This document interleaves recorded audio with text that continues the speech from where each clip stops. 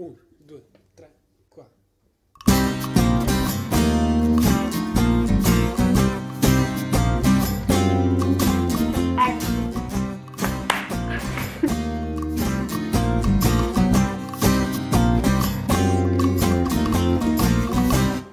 Hi, ich bin Kim und wie angekündigt in unserem letzten und ersten Video möchte ich euch heute was über unser soziales Projekt in Südafrika erzählen.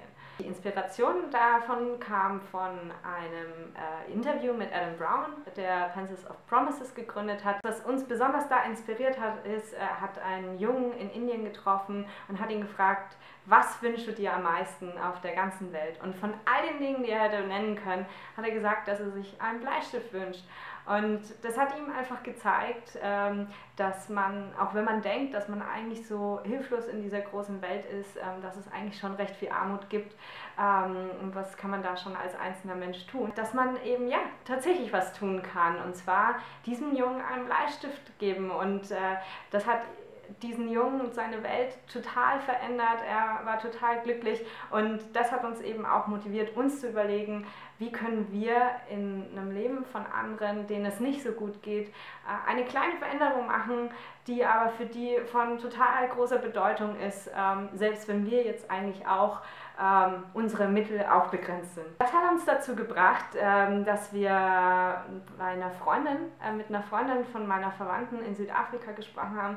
Sharon ist ihr Name, die im Hinterland von Durban verwaiste, missbrauchte und kranke Kinder, hilflose Kinder aufnimmt, wie wir ihr helfen können. Und wir sind zum Schluss gekommen, dass eigentlich das, was ihr am meisten helfen würde, wäre, wenn sie einen nachhaltigen Einkommensstrom sich erarbeiten könnte. So haben wir uns zusammen überlegt, es wäre ein super Projekt, wenn wir ein Gewächshaus bauen.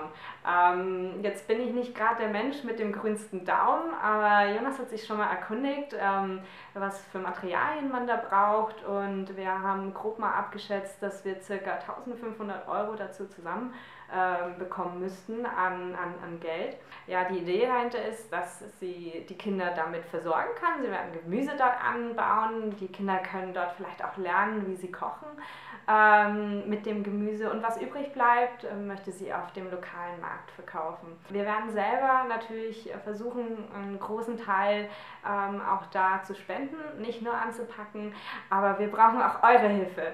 Und deswegen habe ich in der Beschreibungsbox, die ihr da unter dem Video seht, einen Link eingefügt, der euch zu unserer Seite African Beach Home bringt, wo wir nochmal alles genau beschrieben haben und unsere Bankdaten angegeben haben, sowie mit einem Klick-Button für PayPal habt ihr auch die Möglichkeit, dort zu spenden. Und ich kann euch wirklich nur bitten, lasst uns dieses Projekt gemeinsam umsetzen. Wir können einfach mit wenig, können wir so eine große Veränderung in dem Leben von diesen Kindern nachhaltig dort umsetzen, und jeder Euro von euch kommt versprochen dort 1:1 an. Wenn ihr weitere Fragen habt, könnt ihr mich gern oder Jonas kontaktieren.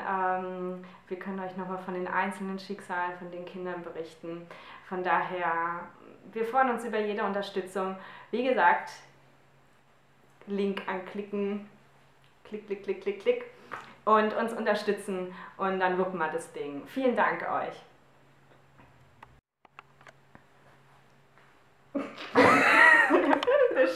Bei mir ist Marielle, unsere super Assistentin.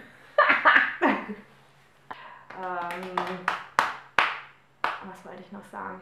Das ist der Gründer von Pencils of Promises, der um die Welt gereist ist und jedes Kind in einem Land, oder nein, nicht jedes Kind in einem Land. Das wären ziemlich viele Kinder gewesen,